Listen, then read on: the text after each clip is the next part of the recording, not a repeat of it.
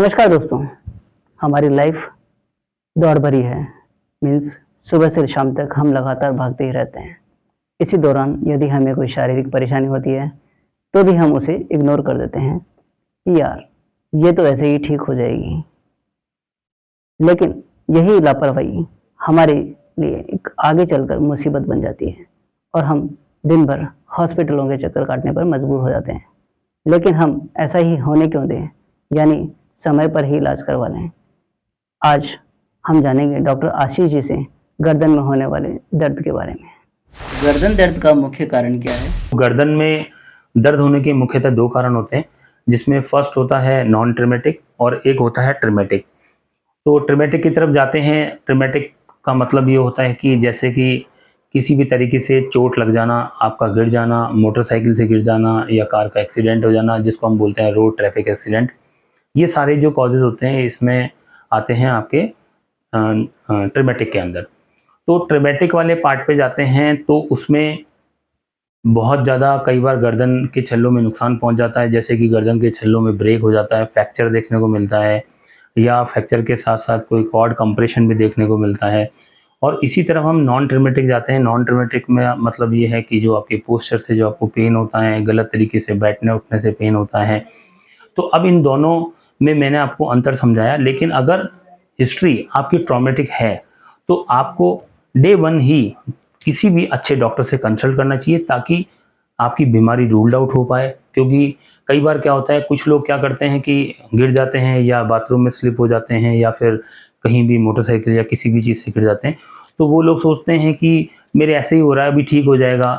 कभी कभी कई बार क्या होता है कि हमारी लापरवाही की वजह से हम जो एक छोटी चीज़ है उसको बड़ा बना देते हैं, क्योंकि हम उस समय में तो डॉक्टर से कंसल्ट करते नहीं हैं और फिर हम घरेलू उपाय लेने की कोशिश करते हैं, जो कि हमारे लिए आने वाले समय में काफ़ी नुकसानदायक हो सकता है।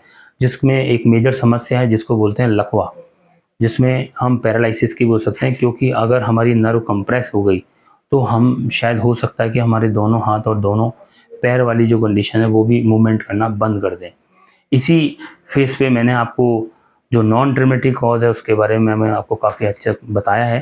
तो मैं आपसे सभी यही कहना चाहूँगा कि ये दोनों चीज़ों को आप अपने अनुरूप देखते हुए, समझते हुए जो मैंने आपको बताया है, उसके अकॉर्डिंग आप डिसाइड करें कि हमें कब डॉक्टर के पास जाना है और कब नहीं जाना है। आज की जो आधुनिक शैली है, उसके अंदर जो इलेक्ट्रॉनिक्स उपकरण है, जिसमें प्राइमरी लेवल पे देखा जाए तो मोबाइल, लैपटॉप, ये जो चीज़ें हैं, इसका एक मुख्य कारण है गर्दन दर्द। पहला अगर हम लेके चलते हैं तो आज की जो आधुनिक जीवन शैली है, उसके अंदर जो इलेक्ट्रॉनिक्स उपकरण हैं, जो कि फर्स्ट जो है वो मोबाइल है, लैपटॉप है। क्योंकि हम हमारी जो जीवन शैली है उसमें जहाँ तक है मॉर्निंग से इवनिंग तक 70 टू 80% मोबाइल का काफ़ी हद तक यूज़ करते हैं। हमारे डेली रूटीन में हमारे जो काम करते हैं उनमें भी मोबाइल का काफ़ी यूज़ आता है। तो सबसे पहला जो है, हमें मोबाइल को यूज़ करते वक्त ये ध्यान रखना चाहिए कि हमें मोबाइल को अपनी आइज़ कांटेक्ट पे रखना चाहिए, ठीक है? और अब हम जो लैपटॉप है वो भी यूज़ कर रहे हैं तो भी हमें उसमें पोस्चर मॉडिफिकेशन रखना चाहिए। पोस्चर मॉडिफिकेशन में हमें क्या करना चाहिए कि जब भी हम लैपटॉप यूज़ कर रहे हैं तो लैपटॉप हमारे आई कांटेक्ट में हो, तो उसके लिए हमें या तो हमारी जिस टेबल पे हम, चाहे वो ऑफिशियल टेबल हो, चाहे वो हमारे घर की टेबल हो, उसको इस तरीके से आर्किटेक्चरल बैरियर अकॉर्डिंग मॉडिफाइड करें कि उसका जो लेवल है वो हमारी आई कांटेक्ट पे आए, ठीक है? और अब हम चलते हैं सेकंड फ़ेज़ की तरफ। तो सेकंड फ़ेज़ में जो कारण होता है गर्दन दर्द होने का, वो रहता है जैसे कि हम कहीं चेयर पे बैठते हैं तो प्रॉपर हमारा पोस्चर नहीं होता है। पोस्चर के लिए हमें सीधे होके बैठना चाहिए, गर्दन को होल्डिंग रखना चाहिए, जैसे कि हम जस्ट लाइक चेयर पे बैठ के टीवी देखते हैं। तो जो स्टैटिक पोस्चर होता है उसको भी हमें अवॉइड करना चाहिए। एक ही डायरेक्शन में एक ही जगह देखेंगे तो नेक की जो मसल्स होती है उस पे एक तनाव आता है, और एक तनाव आने के बाद अगर हम उसको लंबे समय तक देखते हैं तो कहीं न कहीं मांसपेशियों पे हमारे जोर भी आने लगता है, जिसको हमारी मेडिकल टर्म में मसल स्पाज़म भी कहा जाता है। इसके होने के क्या-क्या कारण हैं? हमारे सोने का पोस्चर है, हम अगर हमारी कार ड्राइव करते हैं तो भी हमारी सिटिंग पोस्चर बहुत इम्पोर्टेंट होता है। सोने के तरीके में हमारा जो तकिया होता है, पिलो जो होता है, उसको पतला होना चाहिए, काफ़ी मोटा नहीं होना चाहिए। इस तरीके से होना चाहिए। अगर सपोज़ दैट अगर आपको तकिया पतला नहीं मिलता है तो आप टॉवल को रोल करके भी अपने जो नेक और आपके जो बैक वाला जो एरिया है शोल्डर का, उसके बीच में भी आप रोल करके लगा सकते हैं। गर्दन दर्द से क्या क्या समस्याएं हो सकती हैं? तो फर्स्ट है मसल स्पाज्म, मांसपेशियों में तनाव आना। दूसरा कारण है सर्वाइकल स्पॉन्डिलाइसिस, जिसको हम बोलते हैं degenerative changes of the bone. और तीसरा जो आगे का जो उसमें एक और जो बीमारी उसके बाद आगे जनरेट हो जाती है, वो है डिस्क कंप्रेशन। आपने देखा होगा जनरली कई लोग हमें बताते हैं कि साहब हमारे सर अभी कुछ दिन पहले तो मेरे गर्दन में दर्द था, बट मैंने सर उसको अवॉइड किया। उसके बाद धीरे धीरे मैं जैसे जैसे और भी काम करता गया, तो उसके बाद मुझे लगा कि मेरे पेन आ रहा है, और एक समय के बाद सर मैं ये फील करने लग गया कि मेरे हाथ पैरों में झंझनाट सूनापन हो रहा है। तो ये जो झंझनाट सूनापन कारण है, इसका मुख्यतः कारण है डिस्क में कंप्रेशन होना। तो क्योंकि डिस्क अगर कंप्रेस होगी तो वहाँ पे जो नर्व हैं वो वहाँ पे कंप्रेस होंगी। जब नर्व इम्पिंज होगी तो आपके हाथों में पेन आना स्टार्ट हो जाएगी, जो कि अनबियरेबल होता है। तो इन सब चीज़ों से बचने के लिए हमें हमारी जीवन शैली के अंदर पोस्चर मॉडिफिकेशन बहुत इंपॉर्टेंट पार्ट है। सर्वाइकल स्पॉन्डिलाइटिस क्या होता है? बेसिकली सर्वाइकल स्पॉन्डिलाइसिस का मतलब ये होता है कि degenerative changes of the bone, मतलब बोन के अंदर घिसाव होना। उसका मुख्यतः कारण है स्टैटिक पोस्चर, लंबे समय तक दर्द गर्दन में बना रहना। तो हमें इस गर्दन दर्द से बचने के लिए जो हमारी जीवन शैली है उसमें हमें चेंजेस करना होगा। और अगर आपके पेन काफ़ी हद तक बढ़ जाता है, कंधे में पीछे की तरफ आने लग जाता है, हाथों में झंझनाट आना स्टार्ट हो जाता है, तो ये एक प्राइमरी सिम्टम्स है सर्वाइकल स्पॉन्डिलाइसिस के। इसके लिए आप किसी भी डॉक्टर से, अपने जो भी नियर बाई कोई भी ऑर्थोपेडिक या कोई न्यूरोलॉजिस्ट या फिर कोई फिजियोथेरेपिस्ट हो, उससे ज़रूर कंसल्ट करें, क्योंकि वो उसके बाद आपकी इन्वेस्टिगेशन कराएंगे। क्योंकि इन्वेस्टिगेशन के बाद ही आपका रूल आउट हो पाएगा कि वो आपके सर्वाइकल स्पॉन्डिलाइसिस है या फिर गर्दन की कोई और बीमारी है।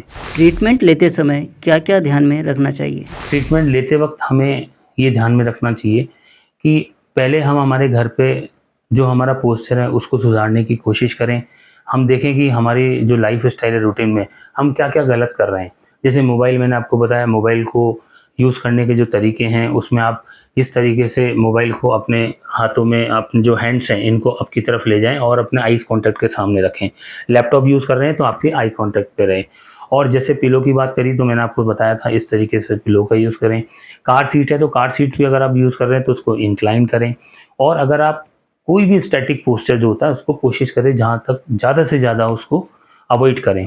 मोबिलिटी, क्योंकि गर्दन की जो मांसपेशियाँ हैं जिसको ट्रेपीजियस भी बोलते हैं, यहाँ पे एक एससीएम मसल होती है, स्टेनोक्लेडोमास्टॉइड, और इसके साथ साथ जो पीछे वाला जो हमारा जो गर्दन का हिस्सा होता है, जिसको हम बेसिकली यहाँ जो कंपोनेंट होता है वो डिस्क कंपोनेंट होता है, जहाँ से हमारे नर्व का पेन आना स्टार्ट होता है। इन बीमारियों से और कौन सी बड़ी समस्याएं हो सकती हैं? जैसे कि मैंने आपको बताया कि मसल का टाइट होना, मसल टाइट होने के बाद क्या होगा कि गर्दन में तो दर्द तो रहेगा ही रहेगा। उसके बाद आप देखेंगे कि कुछ समय बाद आपके हाथों में भी दर्द आना स्टार्ट हो जाएगा, और वो कहीं ना कहीं पीछे जो स्कैपुलर रीजन होता है वहाँ पे भी रेडिएट करना स्टार्ट हो जाएगा। और वो कई बार आपको ऐसा फील भी होगा कि मेरी बैक साइड में जो मिड थोरेसिस लेवल होता है वहाँ पे भी पेन रेडिएट हो रहा है। ये जो सिम्टम्स होते हैं ये बहुत एक लास्ट लेवल जिसको कहते हैं, जहाँ पे काफ़ी हद तक जिसका डिटेक्शन जो है, जो उसका एग्जामिनेशन है वो एमआरआई से रूल्ड आउट होता है। अगर आप इस लेवल तक आपको समस्या हो जाती है तो इन समस्याओं से बचने के लिए अपने किसी भी नियर बाई कोई ऑर्थोपेडिक सर्जन या न्यूरोफिजिशियन या किसी भी अच्छे फिजियोथेरेपिस्ट से आप ज़रूर कंसल्ट करें। और इन समस्याओं में कोशिश करें कि ये समस्या अगर आपको अर्ली फेज पे ही फील होने लग जाती हैं तो कोशिश करें कि जितना हो सके मोबिलिटी करें और अपने डॉक्टर से कंसल्ट करें। देखा ना दोस्तों, जिसे हम साधारण सा दर्द समझकर इग्नोर कर रहे थे, असल में उसे कितनी बड़ी समस्या उत्पन्न हो सकती है। यह प्रोग्राम दिखाने का हमारा यही उद्देश्य है कि किसी भी बीमारी को आप छोटा और बड़ा ना समझें और समय पर इलाज जरूर करवाएं। चैनल को लाइक व सब्सक्राइब कर लें ताकि आने वाली हर खबर से आप रहें अपडेट। धन्यवाद।